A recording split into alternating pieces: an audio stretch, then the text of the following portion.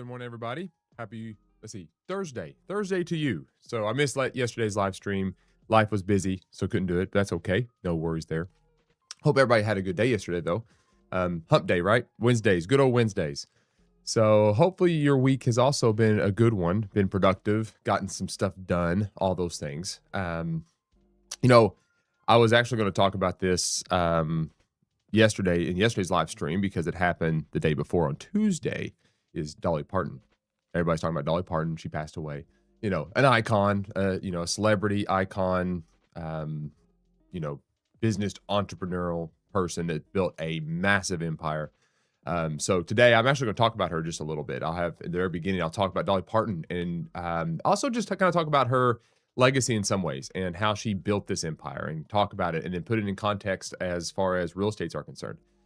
Cookie Brunch, thank you so much for the follow. Appreciate you being here. Thank you. Thank you. So we're going to talk about Dolly Parton and kind of just on the business side of it a little bit, talk about her and how she went from nothing into this massive empire and what that looks like. So it'll be a good kind of conversation, I think. I think it's important to have that because, we can look back on people's lives and decisions that they made and what legacies they leave behind and kind of puts our own life in perspective. Now, obviously, measuring ourselves up to somebody like Dolly Parton is kind of odd, right? Very few of us will accomplish this iconic legacy status that she did. But there are life lessons that we can learn from her and what she's done and how she did that. So we'll talk about that today. And then today also, I want to talk about new homes, new home developments, the prices and things like that's going on with actual new construction and that the prices of those homes are kind of decreasing. We'll talk about why, what that looks like. This is a kind of a topic that probably not very mainstream, but it's relevant, especially when you start talking about all the shakeups going on in the National Association of Realtors and things like that. The National Association of Realtors website, nar.realtor, put out an article August 24th, and it's talking about how do realtor associations merge. And so if you're not familiar with real estate, the way it works as being a realtor, there are multiple associations, depending upon the region you're in, you become a member of that association. So you're local, state, and then national. So there's like multiple layers to this organization structure. And there's a lot of these small associations that are all independent of each other, and they all have their own MLSs, all this kind of stuff. When you start seeing shakeup like what we're seeing in the industry, you start seeing a lot of mergers and things take place inside of the associations in smaller areas. You see a lot of these smaller associations partnering up or joining forces with a larger MLS, or you might have multiple 3 or 4, smaller associations that decide to merge. And so the National Association of Realtors has put out an article talking about association mergers. And here's the thing, I've been a part of a few of these mergers in my career. And for the most part, almost all of them have worked out to the benefit of the realtor as well as the consumer because it's really kind of about data and streamlining and giving us more access to be able to do our jobs. It doesn't mean in every single case a merger makes sense, but in a lot of the cases that I've been a part of, it has made sense and it's been very successful. So with that being said, we'll talk about mergers and association mergers and the NAR's perspective on mergers.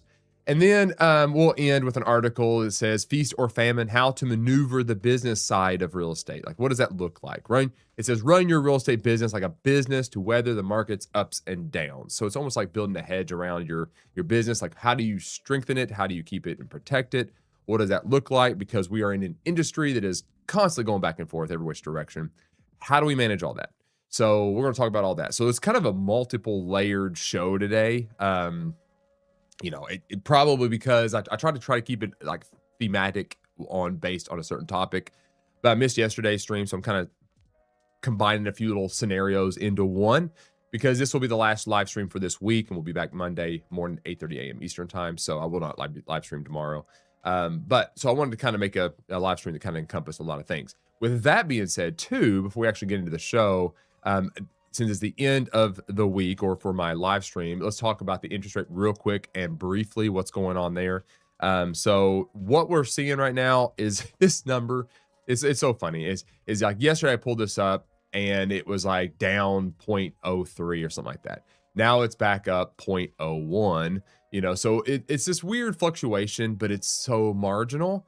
So like right now, the 30-year fixed rate is 6.75. So 6 3/4 is what we're sitting at right now. That could change even by the end of the day. 30-year fixed is 6.32. 30-year FHA 6.33, and VA for the 30-year is 6.35. So now, the one thing that I use, and I mention this all of the time, and you're welcome to check this out. It's Mortgage News Daily. No affiliate relationship to them whatsoever. Just great resource. It doesn't mean, though, and this is something to keep in mind, that this is the guaranteed interest rate. Banks offer their interest rate based on many different factors. It's just kind of a benchmark that helps us kind of see what's going on in the market. And more specifically, it shows us what's going on in the bond market. And that's why these numbers are changing. And matter of fact, on this website, you can kind of see articles here that talk about how these interest rates fluctuate during a day and what drives those up. And so a couple articles here, it says like mortgage rates lower or higher depending on when you look. And this is all about the bond market. Like when you get in here, it says intraday, in other words, internal into the day of, like this day, volatility in the bond market can make it tricky to track day over day changes in mortgage rates. Lenders publish the day's first rates based on bond market prices around 9:30, 10 a.m. Okay. So a lot of times when I go live here, we're not getting what the rate might be for today. It's kind of looking back in the past 24 hours from yesterday morning. But again, fluctuates just marginally at best. But that's when they post it, because what they're looking at is what happens in the bonds. And you'll see that it says yesterday, bonds improved enough in the afternoon for many lenders to offer lower rates. If we compare today's rates to yesterday afternoon's better examples, we're slightly worse off now. But if we compare it to yesterday's morning, we're slightly better. So that's where you're getting the information from. Like they're watching that bond market. That's where banks then fluctuate that interest rate. And then Mortgage News Daily just kind of gives you a benchmark to kind of see what's going on there. That's how this works. And now, again, I mention this all the time. I actually have an entire video where I broke down the Fed rate, how they set this, how the Feds actually set the actual federal rate. And sometimes that affects mortgage rates, but not always. And I had a whole breakdown about how that all works. You can go check that out on my YouTube video and all that kind of stuff on my YouTube channel. Check that out. You can search for me on YouTube on the Real Estate Advantage. It's youtube.com/the real estate advantage. And you'll find me. It's got a picture of myself, and subscribe there. Look through my videos and live streams. And you'll see one where it says understanding the federal rate. And you'll see that you can break it all down. I kind of went through a whole long hour of breakdown of how that all works. So you can check that out. All right. With all that being said, guys, thank you for being here. Real quick, my name is Adam. I've been doing real estate for over 20 plus years and love what I do. And I come on here every day, invite you into my office, drink some coffee, go over the real estate news. This is something I've used to do by myself all the time, every single morning. And I thought, well, you know what? Why not do this with other people? Why not have a group of people to come on here and chit chat with me, hang out with me, and we just kind of go through the news together. I give you my observations, my opinions. You interject wherever you feel like you want to. You feel free to interrupt me, agree with me, disagree with me, all that kind of stuff. I love civil discourse. I think it's a healthy thing. So with all that being said, that's why you're here. Thank you for being here. Let's go ahead and jump into the show. Welcome to the Real Estate Brief. I'm Adam. Today, we're going to be cutting through the noise. We're going to get to the truth in the news, look at the data, and I'm going to give you some of my observations and where I believe you can find opportunity. So if you're ready to gain your real estate edge, let's dive into our very first story. And this very first story is kind of a sad one. It is. This is all about Dolly Parton. It's about Dolly Parton. And her name was Dolly Rebecca Parton. Dolly Rebecca Parton, January 19th, 1946 to August 25th, 2026. I don't know anybody that doesn't know who this woman is. I don't. I think everybody out there would know who Dolly Parton is. She was very iconic. She had a lot of big hits. She was a brand in and of herself. She was entrepreneurial, business-minded. A giver. You name it. Now, I don't want to ever idolize a person. People are still fallible. They're not perfect and by any means. And we all have our flaws. We all have our issues. And we can learn a lot from those things as well. But when we're looking at somebody that has lived a life for 80 years and has had a massive impact on many people, many generations, there's most people alive today. She has been alive in their entire life. Think about 80 years. So we were talking about this the other day. Is everybody that's this generation of kids that are now living now are the only ones, is the last generation that will have lived during Dolly Parton's life, which is kind of crazy to think about. It's the first time it's happened in 80 years. Someone as iconic, and she's very iconic, even in my sphere of my family and my life, because she was instrumental in developing a kind of I mean, it's still a big tourist attraction area in close to where I live. And it's Gatlinburg and Pigeon Forge in down in Tennessee. If you've never been there, it's the Great Smoky Mountains. Encourage you guys to go check it out. One of the most visited parks in national parks in the United States. Just an amazing place. A lot of cabin rentals, a lot of things to do, a lot of entertainment, a lot of good food, all that kind of stuff. But she was very instrumental in making that a possibility. And she's well known down there. She also has a place called Dollywood, which is a massive amusement park with all kinds of shows. It's very family friendly. It's not just about rides. They have roller coasters. They have all kinds of kiddie rides, but they have like really good shows you can go and visit and participate in while you're at the park. So she has just built a massive empire down there. And so again, a big iconic person. I'm not a big country music fan at all. I mean, I listen to some of it. I'm not really specific on one way or the other. Some of you guys love country, some of you guys don't. I get it. But can we all just agree that she is a good writer, very unique voice, lived an amazing life, and very talented individual. But let me just read this obituary here real quick, and we'll get into some of the ideas on the entrepreneurial business side of Dolly Parton as we talk through this. I think it's just a good conversation to have. So Dolly Rebecca Parton, she was January 19th, 1946, lived to August 25th, 2026. It says global icon and humanitarian Dolly Parton, known to the world as beloved singer, songwriter, I always have a hard time with this one, philanthropist, actress, playwright, and author, died peacefully today in Nashville, Tennessee. She was 80. Dolly is preceded in death by her beloved husband of 59 years, Carl Thomas Dean. He was born 1942 to 2025. Her mother, Avie Lee Caroline Owens, 1923 to 2003, and father, Robert Lee Parton Sr., 1921 to 2000. A rhinestone life that shone bright enough for the world to see, Dolly will forever stand as an inspiration, not only through her timeless music and prolific songwriting, but also her wit, warmth, and kindness that made us all feel like family. Dolly Parton's legacy is one of love, kindness, and resilience. With a 7-decade career, she inspired multiple generations of artists and fans with her music and an unwavering commitment to making the world a better place. Her songs will continue to resonate with people of all ages, and her philanthropic work will have a lasting impact. At Dolly's request, a small private service will be held for her immediate family. Dolly's fans and friends from around the world are encouraged to pay tribute to Dolly on social media, tagging at Dolly Parton. In lieu of flowers, the family asked for donations to be made to Dolly Parton's Imagination Library at imaginationlibrary.com. There's a link here. This is just dollyparton.com, and then there's a bio on here. You can read through this. Obviously, I'm not going to do that today.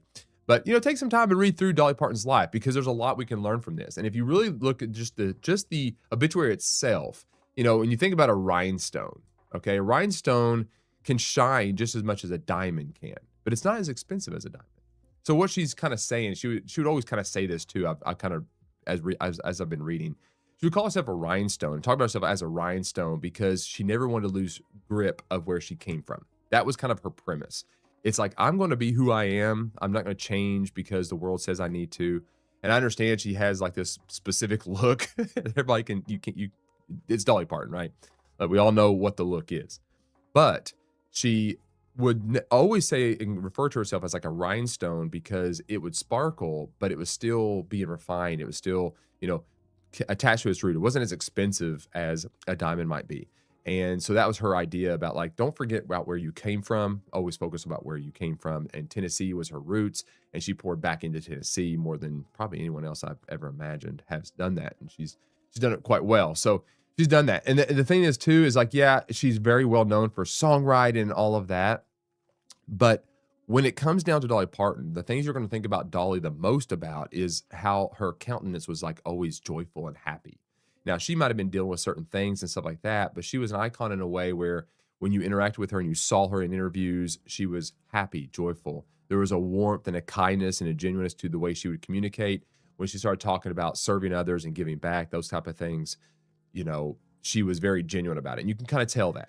Now, again, she's just a human.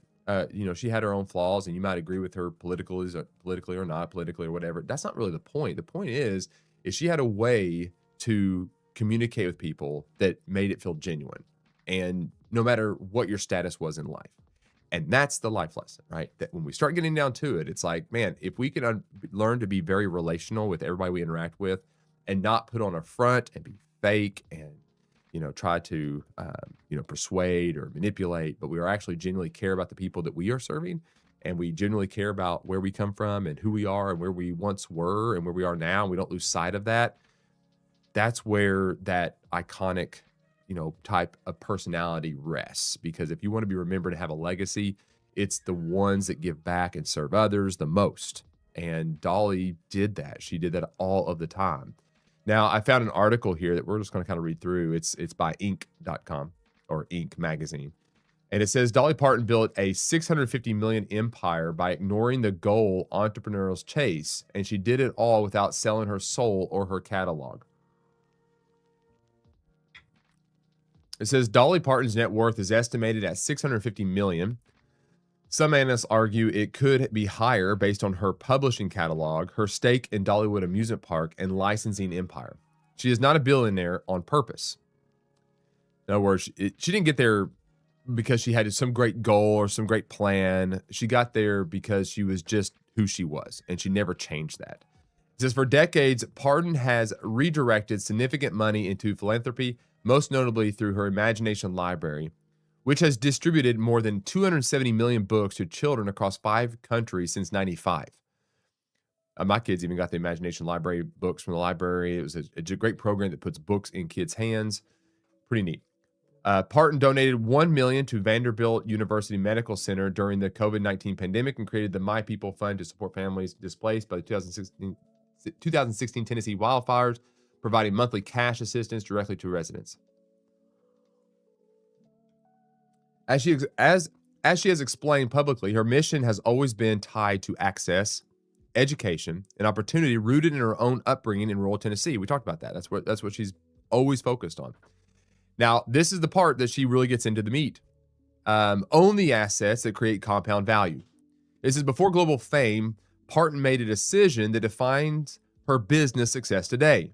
She retained ownership of her publishing rights. Now, in real estate, it doesn't mean so much for us, but the reality is like she understood what she created and it was hers, and this was her brand, and this is what she was going to do. And no matter how much money was thrown at her to buy her out and buy her catalog, all those type of things, she retained the rights. She understood that money is not the end. It is the integrity of what it is that I created, the intellectual property that I created. It is me. It is my brand, is what I'm about. I'm going to retain that control, and no amount of money is going to let me relinquish that to somebody else. So she took ownership of what she created. And there is a lesson in that, right? The principle is simple. Parton owns what she creates. She didn't want to lose control. She wanted to own what she created. For founders, the equivalent questions are straightforward. What parts of your business generate recurring value? Do you actually control them? That's a question for you guys. Do you actually control the value? That could be intellectual property, customer relationships. That's where we come in as real estate agents. Your customer relationships, the way you deliver, the way you connect, the way you communicate, the way you serve is your relationships. That's what makes you you, right? That's something that other people cannot replicate. It is you. So keep that in mind. Build from identity, not positioning. Dollywood attracts roughly 3 million visitors annually and is valued at an estimated 165 million stake for Parton.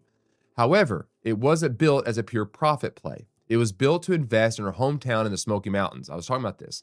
She built this. It wasn't about revenue for her. She was making the revenue on her intellectual property. She had already reached that fame, but she wanted to try to figure out a way to give back. So she used her platform to give back, to build a community in Dollywood, the amusement park in Pigeon Forge. And the lesson there for us is like, look, if we have attained some kind of success, we owe it to the ones that helped us get us there. We owe them something, some form of gratitude and appreciation. If you're from a certain community and that community is struggling, or you see a need and you've been successful in that community, especially as a real estate agent, give back to that community. Serve that community well. It will serve you well. And it's not about positioning, like she said, it's not about positioning yourself in one position or another. It's what you should do. It's from a genuine place of servanthood, wanting to give back because it's the right thing to do, because you didn't make it there on your own. That's the beautiful thing here.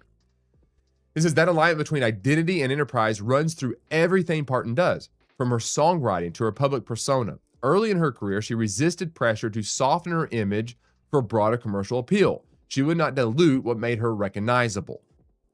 The result is one of the most durable personal brands in entertainment. For leaders, the lesson is not to perform authenticity, is to operationalize it. Companies scale more effectively when their strategy, culture, and customer base reflect a clear point of view. Consistency compounds trust. So the point is, she wasn't going to cave and change anything about herself. And if you look at her brand, she stayed the same. She might have changed the way she kind of looked or whatever, but her demeanor, the way she communicated, the way she connected, she never lost track of the roots that made her who she was. She held true to that. She understood that she came from nothing and where she was at, and she respected that.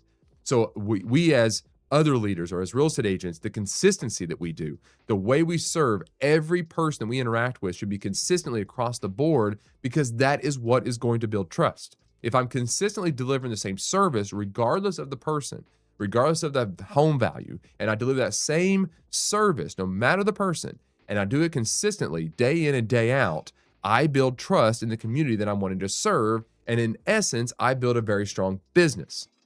And I'm not chasing the next big crazy movement, right? And I'm not trying to harp on TikTokers, that kind of stuff. But when you're trying to do what everybody else is doing, and you're compromising your own brand, what makes you individually unique in the way you relate to others, you're conforming to what everybody else does. It becomes a diluted perspective of what real estate agents look like. Be yourself, be authentic. Let people see your failures. Let them see your humility, right? It's not about you. It's about the others that help you get to where you are. Generosity is not separate from strategy. Parton's leadership is also defined by how she treats audiences. How do you treat those around you? When she postponed a Las Vegas residency following the death of her husband, we'll skip that. That same mindset shows up across Parton's philanthropy and public commitments. She has consistently used her platform to invest in education, disaster relief, and healthcare without turning giving into brand performance. She's not giving just to gain. She's giving because it's an outpouring of her personality. If you're just now joining, we're talking about Dolly Parton and her life and how she built a legacy and how she built her brand. That's what we're talking about. So, but she gave because she never lost sight of what she was trying to do. The purpose behind how she became what she is was because of all those around her. So she wanted and desired to give back, not to gain. Obviously, the more we give, the kind of the dividends of that, there is a return, but we should not be motivated by the return. We should be doing it because it's the right thing to do, because we're thankful for those that helped us get us to where we are. This is for founders. This reframes generosity. It's not a trade-off against business outcomes. Instead, it's part of how long-term brand equity is built. The leadership takeaway: Parton's career isn't defined by skill alone. It's defined by control. So she controls her brand. She controls what it's doing. She doesn't let outside external stimuli change the brand at all. She maintains that consistency. She brings clarity. Okay, she's very clear what her brand was. There's no confusion there. So as real estate agents, if you're trying to brand yourself, don't try to conform and be like everybody else.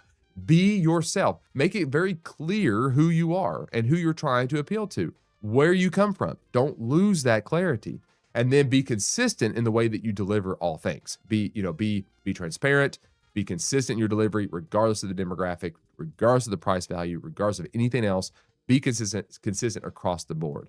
For founders, motto is not about replicating her philanthropy or fame. It's not about that. It's not about trying to be Dolly Parton. Okay, it's not like I'm trying to be so famous and make so much money that I can do what Dolly Parton did, right? That's not the goal. It's about a simple question. What do you own? What is it that makes you uniquely you, that the value you give back to the relationships that you're in? What is it that you own? What does that look like? What do you stand for? Who is it that you really truly are? Where do you come from? What are your roots? And then the final thing that says there, and are those two things aligned? Do those two things align to the image that you're portraying out there to the consumer, right?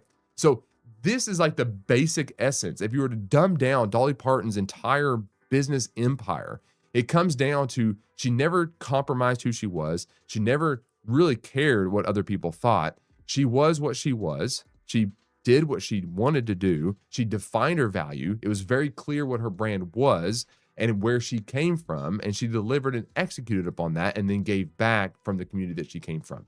So, and she did very consistently. So anyway, I think it's a great life lesson for us to focus in on certain people's and their aspects of their life and what they did to be successful. It doesn't mean that Dolly Parton is perfect. It doesn't mean that she is flawless. It doesn't mean anybody is. We all have our flaws. As a matter of fact, if you were to sit down and watch some of the interviews of Dolly Parton, you will see a lot of her humility. I watched a video yesterday of her being interviewed, and they were talking about her early days of learning to sing and being confident in those type of things, and she struggled in all of them.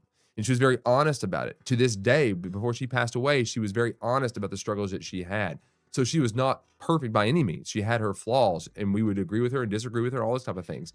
But the reality is there are aspects of her life that are paramount to what led to her success. And it comes down to giving back to others the most. She never lost track of where she came from. And that's a very great reminder for all of us that are successful. I used air quotes. You probably could have seen that on TikTok.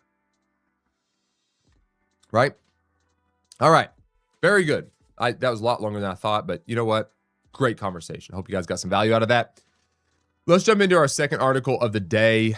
This is all about new home prices. And the article by Realtor.com says, new home prices plunge to a 5-year low as sales falter. This is by Julie Gernstein, August 25th, 2026.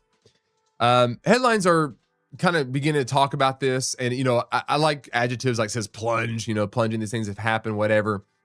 But the reality is there has been a drop. There has been a drop of, I think this article said somewhere around 10, maybe 10.5% in July compared to the past few months in new home sales. So there is this price correction taking place, and it's coming on the new construction side a little bit faster. The resale market of pre-existing homes, I think, is only down like 2.5%. So this is not really about a panic situation. This is more about kind of just a pivot, a rebalancing, and a strategy that builders are executing upon to move more properties. And we have to keep in perspective here that unlike a private sale, like if I had a house and I'm listed on the market, I've only got one product to sell. I don't have as much room to negotiate on multiple transactions. I have one property that I'm trying to sell. When it comes to a builder, most of the time the builders are building 3, 4, 5, 6 homes at a time. So their margins tend to be a little bit more fluctuatable, right? I can fluctuate just a little bit because I might lose a little bit here, make it up there, and I can negotiate on these purchase prices for the amount of materials that I'm buying, so hopefully drive the cost down. So there's other scenarios that a builder can kind of operate in that a private seller just doesn't get to do. So when you start seeing a price adjustment in the new construction, then you start to understand the market is kind of coming more back in balance where prices will originally be landing in. And that might bring more stability into our market. And that would then in turn to more stabilize the resale market for a lot of people out there. So right now we're seeing a slight uptick of days on the market, slight uptick in expired listings, all these kind of things. It all comes down to a rebalancing of the market. It's not a panic mode. It's just a reassessment, a readjustment of things that are going on. So let's jump into this article by Realtor.com then. It says prices for newly built homes have hit their lowest level in 5 years. As home builders continue to grapple with weak buyer demand, newly released data shows. In July, the median sales price of new homes fell to $398,800, down 2.3% from the prior month and the lowest since July 2021. The U.S. Census Bureau and the Department of Housing and Urban Development reported on Tuesday. I think it was like a 10%. I think I was doing a number. Yeah, it says right here. Meanwhile, contract signings for newly built homes plunged. That's what it was. I knew there was a 10% market there. So the prices come down about 2.3% from the prior month, and it's the lowest since 2021. So that's fair. But then, meanwhile, contract signings for newly built homes plunged 10.5% in July from the prior month, falling to a seasonally adjusted annual rate of 607,000. That's also down 6.3% from a year ago, a sign that even seller flexibility on price isn't boosting sales. Okay, so, and this is very normal, especially with this time of year. I'll just say that July, August tends to be a slower months. People are getting back in the swing of things. They're going back to school. Maybe they're settling into their new moved in homes, those type of things. So we tend to kind of slow down this time of year. So that's not too odd. The biggest part though, is the amount of contracts being signed has dropped and the price has dropped. That's the adjustment factor. So, and this has kind of happened across the board. Properties are not moving as fast as they once were because we're still kind of in this weird place when it comes to income, and job growth versus affordability, and then where interest rates are currently sitting at. it creates a little bit of this disparaging, situation between buyers wanting into the market right now or just wanting to hold. So this is not a big surprise, okay? Builders, though, builders are now getting to the point where they want to start making, moving more properties for less profitability. So that's what we're seeing here. It says, meanwhile, that's having a knock-on effect on the number of new builds. The Census Bureau's latest new residential construction report found that single-family housing starts in July were down 9.9% from June and 15.7% lower than a year earlier. Now, why do we pay attention to all these numbers? Guys, I understand that numbers like this can be so boring. We can go in here all day long and talk about all these different percentages, and we can get lost in the weeds. Here's the thing, though, is every day, if we get into these articles and read these type of things, we begin to see a pattern, and that pattern helps us as agents to navigate the market we find ourselves in. It also gives us the ability, when we go into listing appointments, to be able to speak based on what we are actually reading in the market. We speak from a position of authority because we have the knowledge to do so. So we read this data, we stay in these numbers, and we watch what happens so we can better assess the pattern, so we can help better navigate it with our clients. That's the process here. That's what we're trying to do. All right, a regional look at new home sales. The bright spot is the Northeast, says Realtor.com senior economist Joel Berner. The seasonally adjusted annual rate of new homes sold was at its highest level of 2026, up 30.3% month over month and up 95.5% year over year. Okay, that's in the Northeast. The South, on the other hand, saw sales fall 13% month over month and 5.2% year over year, while the Midwest was down 42.7% month over month and 50.6% year over year. Now, that's a lot of numbers, but it shows you kind of maybe some migration patterns that are going on in our nation. So if you're in one area or the other, it might help you to be able to navigate, strategically branding and marketing. So keep that in mind. The seasonal adjusted estimate of new houses for sale at the end of July 2026 was 488,000, which is 1.9% above the June 2026 estimate of 479,000, but 1.6% below the July 2025 estimate of 496,000. This represents a 9.6 months of housing supply at the current sales rate, which is 12.9% above the June 2026 estimate of 8.5 months and 4.3% above the July 2025 estimate of 9.2 months. What does this mean? Well, this means it's drastically turned into a buyer's market. Okay? If homes are sitting on the market and we have almost 9 months of supply in certain markets. Now remember, real estate's local. We're talking about this on a national level. You got to get into your own numbers in your own local area to determine if this is even factual for you or how to navigate this. But this is the national idea, the national average percentage that we're seeing here. So if you're sitting on 9 months of inventory, you've got a lot of inventory there. So that's a lot of homes for a buyer to pick from. And just to put that in perspective, what does that mean? Well, that basically means if in this area that they're talking about, as a nation as a whole on average, if a person was to stop listing properties right now, it would take almost over 9 months to run out of properties to sell in certain markets, guys. Okay? And this is specific on new homes construction. It says builders are facing compounding challenges. This latest census data on new homes comes as the National Association of Realtors reported a 1.7 decline in existing home sales in July. NAR chief economist Lawrence Yun said the strain on the market is due largely to interest rates that have remained above 6.6% for much of the year. Now, he'll go on and quote this. Dr. Lawrence Yun quotes this. He says, home sales have been remarkably stable, even amid the rising mortgage rate environment of the past few months. Year-to-date sales are up 2.4%, and there's no doubt that the housing market would be thriving if average mortgage rates were to return near 6%. That's his prediction. That's what we'd like to see, that kind of stuff. We won't labor this anymore, but you kind of get the idea about what we're seeing in the market. It's a good snapshot. When we start seeing new construction homes make adjustments and corrections kind of take place, that's an indicator on what might happen even in the resale market. So we'll keep watching this, guys. There's still a lot going on, a lot of movements. But until that interest rate really even though it's only one factor, it's a major deciding factor for a lot of people. If that interest rate does not come down and it doesn't get closer to 6, this is kind of the market we're going to find ourselves in. You're going to see some price adjustments going on. You're going to see homes sitting on the market a little bit longer. You might see more supply, more inventory for a longer period of time. You might even see the expiration rates of listings go up. These are all factors that we're probably going to start seeing, unless the psychology of that interest rate starts coming down a little bit. Right now, it's just holding there. All right. Now, with that being said, we're going to switch gears now to another topic. And I mentioned this at the very beginning. This is going to be more along the lines of what happens when internally. This is going to be talking about the National Association of Realtors and associations in particular.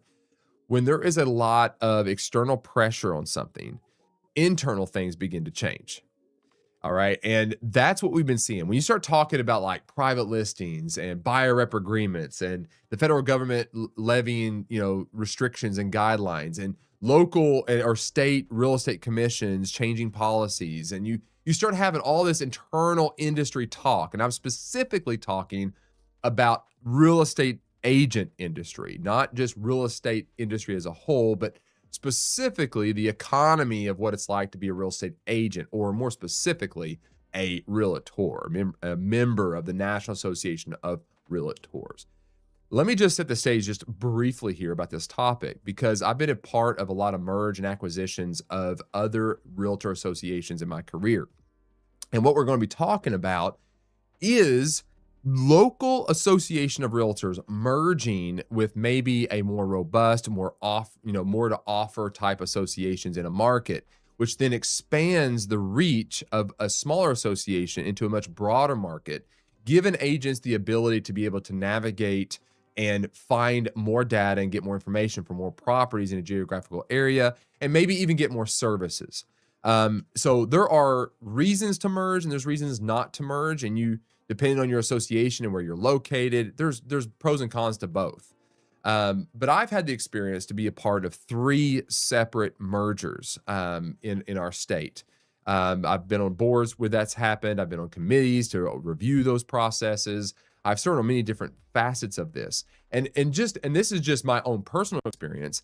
And I have seen that almost in every case, the mergers that took place has benefited not only the consumer, but even the real estate agent. And that means, when you start pooling resources and you start combining them into a larger system, the only thing you're really losing is a little bit of that local nuance that you find inside of associations, but you're gaining the tools and systems and structure of a much larger organization and much more data. Sorry, I had to sneeze. So you end up gaining kind of more training, more education, more tools and resources. You get access to more data on the MLS for a more larger geographical area. So in most cases, the mergers kind of make sense. Now, they're very delicate because in some ways, there is a local aspect to every association. There's an aspect that says, I like our autonomy because our needs in our local area are different than the larger association as a whole. And I want to be able to have a say on what that looks like. So there is some truth to that. I will absolutely go down that argument and say there is some element of truth to that. The problem, though, is that data in the industry itself is going so fast that sense of control becomes a fictitious one, because you lose access to data that your consumer actually has access to across the board, like places like Zillow and all these other portals out there. They have access to the data. The difference is you don't. You don't have access to the information that tells you, hey, days on the market, historical information, who the listing agent is, all the seller's disclosures, access to all of the actual data inside of your MLS. You're confined to a smaller MLS. So then it forces you as an agent to join multiple MLSs, losing more money to become members of that. So this is a conversation that every association should be proactive in having. Every board out there should not be so rooted in the click system, whereas it's what we've always done, so we're going to continue to always do this. They should be taking a critical eye constantly. If they are representing their members well, they won't be afraid of change. They'll have these conversations consistently. And it'll be a transparent one. It will be looking at it from all angles, and it'll be fair in representing the members that they're working for. These conversations are very important. So I encourage realtors out there to go and talk to their association, put pressure on them to research the entire idea. It doesn't mean you have to do it, but being proactive and having the conversation, if a merger makes sense, is good business. It's good business. It means you're forward thinking. You're looking at all options from every single angle that might hit you, and it's good to do that. So with all that being said, let's go ahead and jump into the article that was specifically written by the National Association of Realtors about this very topic. It says, when contemplating joining forces, local realtor association leaders must ask themselves whether the move will add value to members. That is the key question. Is what I'm about to do as a board member, which I represent the members that are part of my association, is what I'm about to do or what I'm about to consider, is it beneficial for the members that I'm serving? Okay. The word merger brings Florida to mind. The historic May Union of Miami Realtors and Broward, Palm Beaches, and St. Lucie Realtors, which is our world, notable for its size, speed, and inclusion of its MLSs, and the July edition of Martin County Realtors of the Treasure Coast has sparked renewed conversation and curiosity about mergers. That was a big merger that just took place down in Florida, by the way.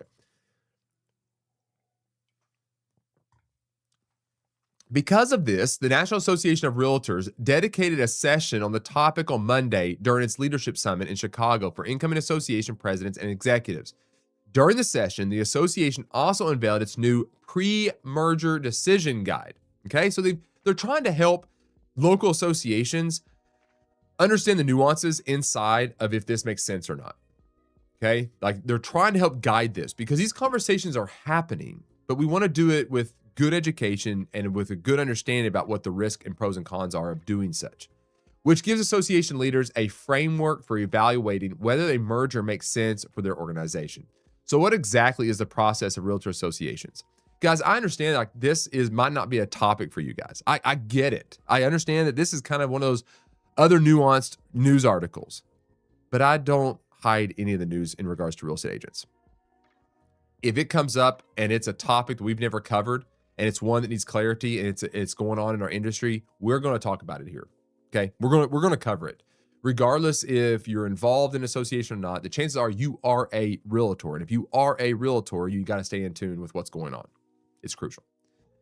Merging 101. The decision of whether local associations should merge rests entirely in the hands of its members. NER maintains a neutral position on association mergers, viewing them as decisions best made at the local level. In other words, the National Association of Realtors is going to help, but they're not going to give their opinion. It's going to be left up to that board and the other board of that merger to see if it makes sense or not. They're going to work this out amongst themselves. Good move, right? They don't need a police state coming in and telling them they need to close these things down. It needs to be independent. It says what we really want is for associations to be healthy, functioning, and serving their members. NER Director of Member Policy, Daniel Bobk, says, generally, it starts as a conversation among local leadership that turns into serious talks. Those talks develop into the plan of merger, a document that spells out the terms and is signed by each association's board of directors. Lastly, the decision comes down to a member vote, unless otherwise specified in the association bylaws or state law requirements. In all my associations that I've been a part of in mergers, this is the process that went down. We met as a board. We talked about it. We met with the other board. We met with the other presidents of the other associations. We went through all the pros and cons. We drafted an entire document. We sent it out to the entire member base. They reviewed it. They researched it. They asked questions. We opened it up for panels. We had the other presidents come in, the other people come in. Everybody kind of came in and had this open forum where everybody could talk about it, ask any questions, challenge any perspective, whatever. And then once we got through all those processes, we then left it up to a vote for the members. That was the process. When associations are considering a merger, NER recommends transparency with members. I would 100% agree with this. It's the members you represent, they should be involved.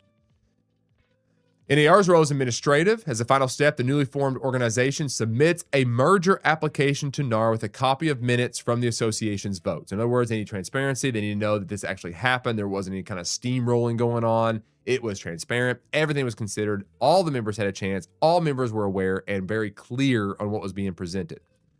That's all we need to see, and then we will approve it. In 2025, 16 local association mergers took place. This is becoming more and more common, guys, and it needs to, because there are a lot of associations out there that are actually limiting the amount of ability of those members. They're controlling, and dare I say, they have become their own police state, and they have. There are associations out there that have the good old boy system, and they've got the same board members every single time, and everybody knows that this happened, and those competitors get together and they don't like another competitor, and they start doing things that's not for the better of the whole. This happens. And if you are a member of an association like that, it's time to speak up. Because look, they're there to support you. That's what they're there for. You are a member. Now, if you're just grumbling, you have issues and you've not addressed them, or maybe you're biased and you're not thinking of the whole, that's a problem too. So self-reflect a little bit and say, am I trying to do this because I have a vendetta against the board or a certain person on the board, or am I doing it because it's for the greater good? Okay, it's on all sides, need to be self-reflective on this one. We talked about the historic South Florida Union began over a bite of pizza between Arwell's president and Miami chairman, says down the hall. Yeah, they had a big merger. We won't talk about that. It says, you don't need to be mega. Cincinnati and West Central Florida stories. In 2022, Leslie Bezel, who led an association of around 700 members, saw the appeal of a merger. The association struggled with filing committee positions, and multiple presidents were serving second terms. In other words, they were struggling to get people to step up and serve. Right? So that is negligent because no one's serving that association. Therefore, the members are suffering. It says, she goes on to say this, quote, we were recycling leadership and we had some really great, strong leaders for many years, but they were getting tired, said Bessel, who had been chief staff officer of Butler Warren Association of Realtors in Ohio. Bessel's team and the neighboring Cincinnati area board of realtors went for it. Members of the Butler Warren Association were already primarily using Cincinnati's MLS. Made sense, right? Why we have these two different MLSs, let's just combine and call it a day. They made a wish list, included a name change, a more central office location to preserve their scholarship program and to retain the qualification to dictate awards program. And Cincinnati accepted it all. Here's the thing too, in all the mergers I've been a part of too, I would say this has been the case. In almost every single one of them, the larger association that's acquiring the smaller one gave a lot of concessions that would still maintain some individuality in these smaller associations. Like one in particular, my actual hometown is a much smaller association that merged with a larger association that was like an hour and a half, 2 hours away. And they wanted to maintain an AE in the office. They wanted to maintain their office building, and they wanted to maintain a local luncheon every single month, those type of things. The association that we merged with kept that as long as it needed. It came a little less necessary to have the AE and the building and those type of things, but we still maintain our own board. We have some of our own committees. We also have our own luncheon still in our region. So that large association is definitely adamant about keeping that local presence there. So you can create an arrangement like that, and it sounds like that's what they did here. And then there's alternatives to mergers. In situations where a merger doesn't feel like the right move, whether financially, culturally, or just having different strategic visions, there are options to get some of these benefits without actually merging. For instance, associations can establish a shared service agreement where two or more associations agree to share the costs of an ongoing member service. By pooling money, staff and volunteers, they support a member benefit that neither would be able to shoulder alone. So in other words, maybe it just doesn't make too much sense for you guys to be partnered up and merge. Maybe that association is so far away that it doesn't relate to where you are. But maybe there's a cash pooling there that can bring in member services with the two combined to make something else work. Maybe you're 3 different rural associations all within budding counties, and you 3 can get together and work these type of things out. This is where dialogue is so important. These associations should be communicating with one another because they represent the members that they serve. They should be proactive. That's, again, my position. It doesn't mean mergers, all this kind of stuff have to happen, but you should be having these dialogues all of the time, thinking forward, not looking at what things have always been, but looking ahead. Advice for local association executives. Hall's advice for association considering a merger is to see the forest for the trees. Hall says trying to cover every detail up front is a mistake. After the merger is really when it should happen, because that's when the best decisions are made, when you're all coming from the same place and mindset. Rabbit suggests examining it from all sides. They need to take their time, do the due diligence, communicate early and often to members, and listen to them, she says.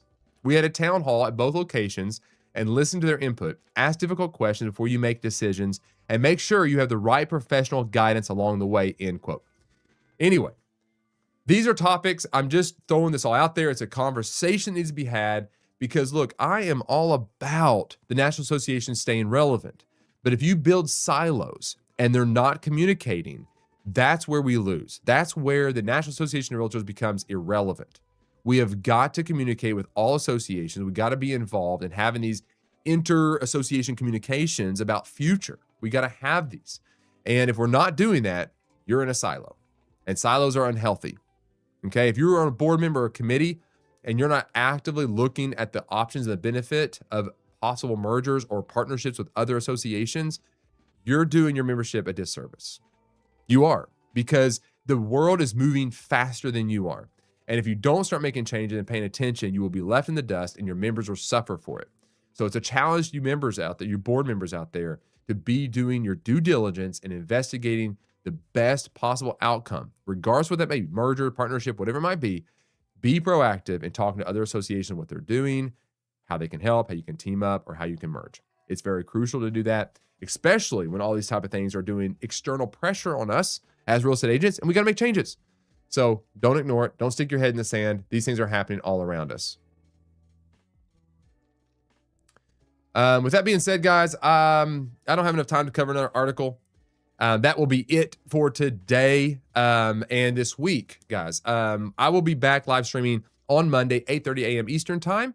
I do appreciate you guys greatly for being here. Obviously, I don't take it for granted. I greatly appreciate it. You took time out of your busy day to come here and listen to me talk. I thank you guys for each and every one of you guys for doing that.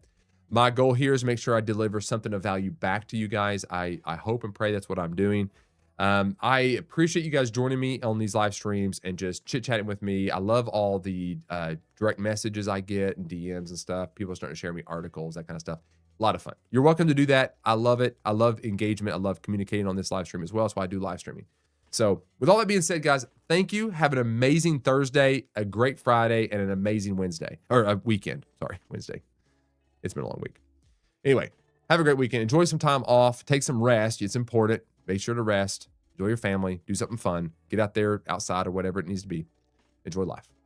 That is your real estate brief for today. If you found this helpful, please consider hitting the like button to tell YouTube you would like to see more of this type of content. And consider subscribing and following to join a community of real estate agents that are focused on building a business that is relationship focused first. There's always more, which I did not get to the last article, which is perfectly fine. I'll do that Monday, 8:30 a.m. Eastern time, where you're watching me now. In the meantime, take care. Peace.